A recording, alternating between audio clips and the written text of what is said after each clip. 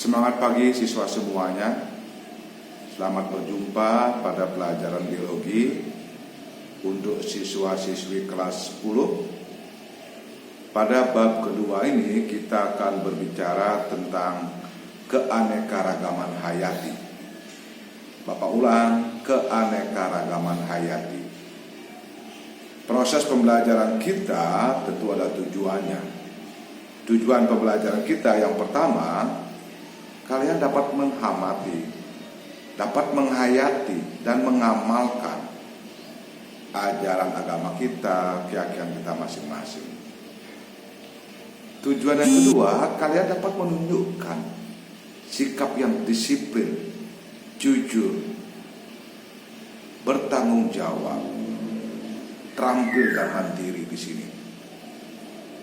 Terus tentunya pokok materi, tujuan yang ketiga, nanti kalian harus dapat mengidentifikasi perbedaan keanekaragaman hayati tingkat gen, keanekaragaman hayati tingkat jenis atau spesies, dan keanekaragaman hayati tingkat ekosistem. Tujuan berikutnya, kalian dapat menemukan tipe ekosistem pada keanekaragaman ekosistem. Karena ekosistem banyak tipenya, banyak macam. Oke anak-anak, itu tujuan kita dalam proses pembelajaran kali ini. Semangat mengikuti, kita akan masuk kepada materi keanekaragaman hayati. Siswa-siswiku semua, di dunia ini makhluk hidup demikian banyaknya, demikian bervariasinya, demikian beraneka ragamnya. Keanekaragaman sesuatu hal yang mustahil untuk dihindari. Tuhan menciptakan makhluk hidup sangat bervariasi. Ini merupakan nilai plus dalam kehidupan biologi, dalam dunia ilmu pengetahuan. Walaupun dalam kehidupan kita banyak kegiatan manusia, banyak ulah manusia yang berdampak pada penurunan keanekaragaman hayati. Ambillah contoh, penebangan hutan diolah menjadi ladang monokultur, satu jenis tanaman. Bayangkan saja penebangan sekian ratus hektar, banyak makhluk hidup, banyak tumbuhan ditiadakan, dihilangkan dengan mengganti satu jenis tanaman. Ini sudah menghilangkan keanekaragaman hayati. Ini salah satu bentuk menurunnya keanekaragaman hayati yang ada di alam. Sekarang kita selaku siswa, selaku anak muda, bagaimana berusaha mempertahankan, kalau bisa meningkatkan keanekaragaman hayati. Karena keanekaragaman hayati merupakan cikal bakal ditemukan benih-benih baru, bibit-bibit unggul dalam kehidupan kita yang akan sangat membantu perekonomian bangsa. Oke, berikut kita bicara tentang tingkat keanekaragaman hayati. Keanekaragaman hayati kalau dilihat tingkatannya, ada yang disebut satu, keanekaragaman hayati tingkat gen. Yang kedua, keanekaragaman hayati tingkat jenis atau tingkat spesies. Yang ketiga, keanekaragaman hayati tingkat ekosistem.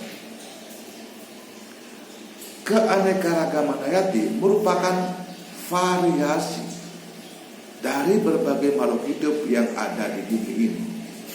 Keanekaragaman hayati sering disebut biodiversitas. Kalau kita bicara keanekaragaman gen, contohnya apa? Kalian bisa lihat dari saudara kalian di rumah lah, punya kakak, punya adik, punya bapak, punya mama, punya ibu, punya om. Coba dilihat, perhatikan pelan-pelan secara fisik, morfologi yang terlihat dari luar. Adakah di antara kalian yang sama persis? Bapak yakin tidak ada dan harus tidak ada. Itu artinya kita bervariasi, berbeda-beda. Kenapa berbeda-beda? Padahal jenis kita sama. Manusia nama ilmiahnya Homo sapiens. Sama-sama Homo sapiens, tapi tetap memiliki variasi, memiliki perbedaan. Kenapa berbeda? Kalau dijawab dengan simpel, karena gen kita berbeda. Perbedaan-perbedaan pada gen ini, perbedaan yang ada pada makhluk hidup satu jenis, namanya variasi atau ras. Oke lah, kalau pada manusia lebih gampang Anda lihat. Di luar juga, di lingkungan kita, misalnya padi Oryza sativa, sama-sama padi, tapi toh memiliki perbedaan-perbedaan. Mungkin umurnya berbeda, tinggi rendahnya batangnya berbeda, dan yang lain-lainnya. Betul, dalam perbedaan ada persamaan, betul. Kenapa dia berbeda? Tetap jawabannya karena gennya berbeda, pasti berbeda. Jagung juga, siamese, banyak jagung, banyak macam jagung. Kelapa juga, Cocos nugifera, dia satu jenis, tapi toh memiliki perbedaan. Bentuk buahnya kah, warna buahnya, tinggi batangnya, dan yang lain-lain. Ini yang disebut keanekaragaman hayati tingkat gen, yaitu variasi makhluk hidup yang ada dalam satu spesies. Mudah-mudahan paham. Yang kedua, kita bicara tentang keanekaragaman hayati tingkat spesies atau tingkat jenis. Bisa jadi sepintas kita melihat tanaman, melihat hewan itu mirip, ada persamaannya, tapi sekaligus ada perbedaannya. Contohlah, kalau Anda lihat lingkungan kalian, tanaman kelapa, nama ilmiahnya Cocos nugifera. Saya yakin kalian semua tahu kelapa. Mirip dengan tanaman pinang, Areca catechu. Tanaman aren, Arenga pinnata. Semoga saja Anda tahu tanamannya. Kelapa pasti tahu, pinang pasti tahu. Ada peribahasa mengatakan bagi pinang dibelah dua. Pinang itu mungkin kalau daerah-daerah orang-orang berumur makan sirih biasa dicampur pinang. Tanamannya, nama ilmiahnya Areca catechu. Aren, mohon maaf teman-teman timur mungkin makan sagu itu ya, sagu yang batangnya dibelah menghasilkan sagu, itu tanaman aren namanya. Yang suka minum es mungkin, ada orang Bali bilang beluluk, itu buah dari aren. Aren, nama ilmiahnya Arenga pinnata. Sepintas mirip tanamannya, tapi jelas jenisnya berbeda. Indikator jenisnya berbeda, nama ilmiahnya berbeda. Kelapa, Cocos nugifera, pinang, Areca catechu, aren, Arenga pinnata. Kenapa dia berbeda? Kalau Anda mau jawab sangat singkat, gampang. Spesiesnya berbeda Pak Guru, jenisnya berbeda. Oke, benar. Jangan lupa, memang sepintas ada persamaannya. Batang mungkin tidak bercabang, tinggi seperti itu, daunnya memanjang seperti itu, buahnya yang ada variasi di sana. Ini contoh simpelnya, yang gampang Anda lihat. Dia berbeda karena jenisnya berbeda. Apa perbedaannya? Mestinya kita bisa lihat di lingkungan lebih jelas, lebih detail. Ada persamaannya, ada. Kalau keluarga sama, keluarga palem aja dia, palem. Tapi perbedaannya ada. Yang kedua misalnya, yang suka makan durian, Durio sibetinus, sama-sama durian. Dengan tanaman lain silakan, bisa lihat nih. Tanaman yang berbeda tanamannya, jenis-jenisnya berbeda dia. Keanekaragaman tingkat jenis terjadi karena jenisnya berbeda. Kalau jenisnya berbeda, gennya pasti berbeda. Sehingga kalau saya tarik benang merahnya, keanekaragaman gen terjadi karena gennya berbeda. Keanekaragaman jenis terjadi karena jenis dan gennya berbeda. Kalau jenisnya berbeda, gennya pasti berbeda. Kalian bisa melihat dalam kehidupan kalian, ada beberapa tanaman yang jenisnya berbeda, itu dikatakan keanekaragaman hayati tingkat jenis. Simple dulu. Yang ketiga, kita mencoba melihat keanekaragaman tingkat ekosistem. Keanekaragaman tingkat ekosistem. Semua makhluk hidup berusaha untuk menyesuaikan diri dengan lingkungannya atau mencoba beradaptasi. Ternyata dalam usaha adaptasi ini, sampai saatnya dia mendapatkan tempat yang cocok. Kalau tempatnya cocok, dia akan hidup di sana. Kalau tempat tak cocok, bisa mati di sana dan punah di sana. Artinya apa? Makhluk hidup yang berada pada ekosistem tertentu, berarti makhluk hidup itu sudah lulus adaptasinya, atau disebut makhluk hidup yang adaptif dengan lingkungan tempat tinggalnya. Mohon maaf, kalau contoh ringan misalnya, kalau kalian mungkin datang ke suatu tempat tidak nyaman di sana, lingkungan tidak cocok, mungkin suasana kurang bagus, kalian tidak akan bertahan di sana. Kalaupun toh kalian tidak mati, bisa membeli tempat yang lain. Tapi kalau tumbuhan, kalau hewan bagaimana? Tidak bisa bertahan, ya bisa punah di sana. Sehingga nanti kita menemukan keanekaragaman hayati tingkat ekosistem. Apa saja ekosistemnya, apa komponen penyusunnya, komponen biotiknya siapa saja, atau apa saja, komponen abiotiknya bagaimana, dan seterusnya. Bicara ekosistem, secara garis besarnya kita bagi dua. Ekosistem air atau perairan, atau ekosistem akuatika, dan ekosistem darat.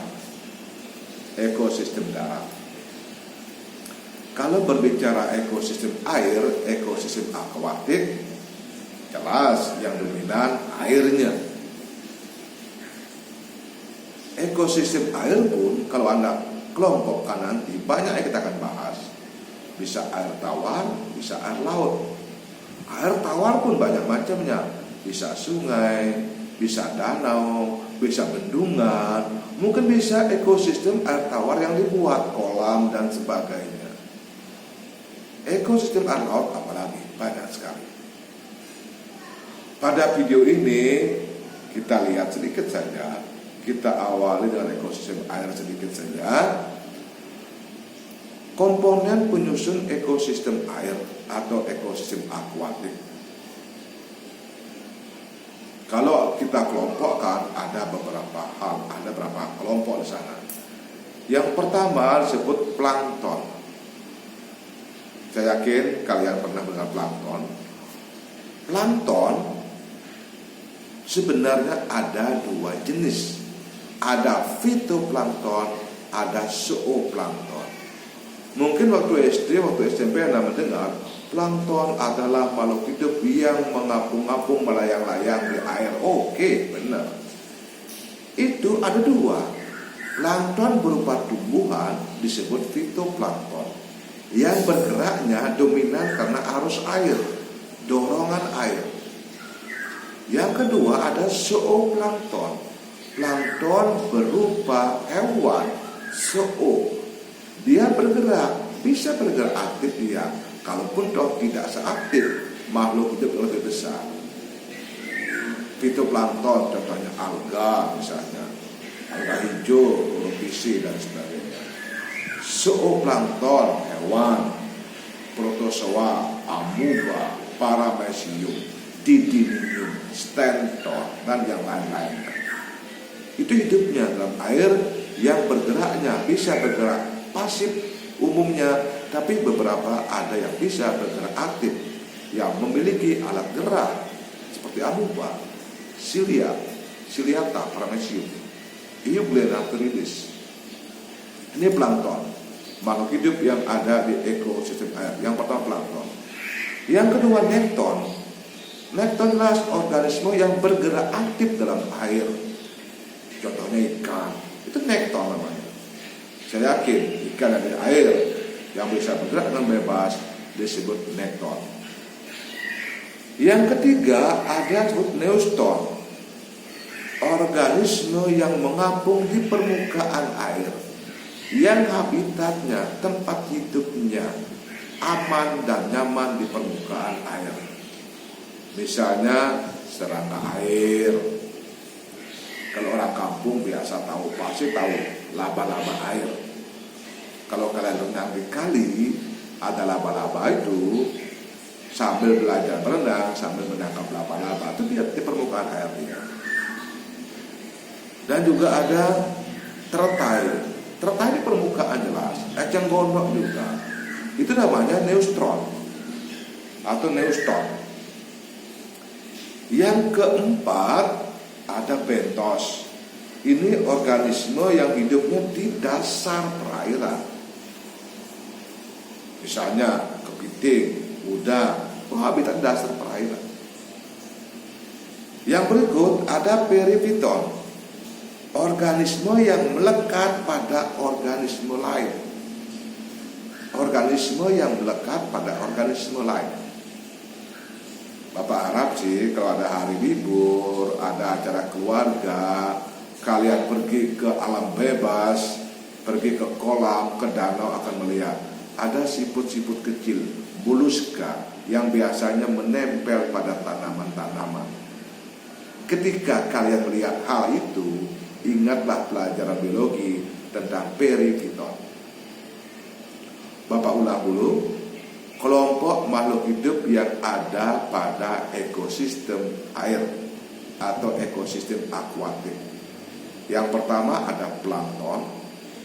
Plankton dibagi dua, ada fitoplankton. Yang kedua ada zooplankton.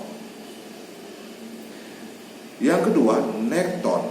Nekton itu organisme yang bergerak aktif dalam air. Ya, ikan dan teman-teman yang lain yang bergerak lincah dalam air itu namanya nekton. Neuston merupakan organisme yang mengapung di permukaan air.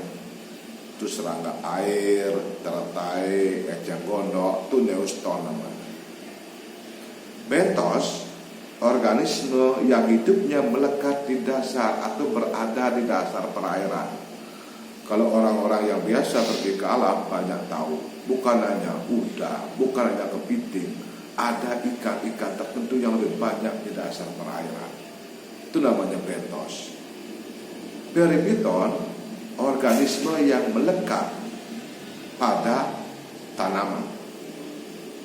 Contoh yang saya sebut tadi, ada siput kecil yang biasa melekat pada tanaman. Itu ada di perairan. Siswa-siswi semua, untuk video kali ini Bapak batas itu untuk satu kali pertemuan. Jangan lupa benang merahnya, keanekaragaman hayati ini sangat diperlukan untuk kelangsungan hidup manusia. Karena dari perbedaan, dari keanekaragaman hayati inilah akan bisa ditemukan makhluk hidup unggul dengan proses persilangan dan sebagainya. Keanekaragaman hayati, kalau kita lihat dari tingkatannya, ada keanekaragaman hayati tingkat gen, tingkat jenis atau spesies, dan tingkat ekosistem. Untuk kali ini Bapak Guru cut dulu, baru sampai pada keanekaragaman hayati tingkat ekosistem.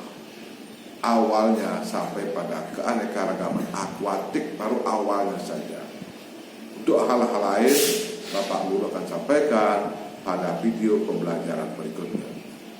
Terima kasih semuanya. Salam sejahtera. Tuhan memberkati kita. Amin. Silakan.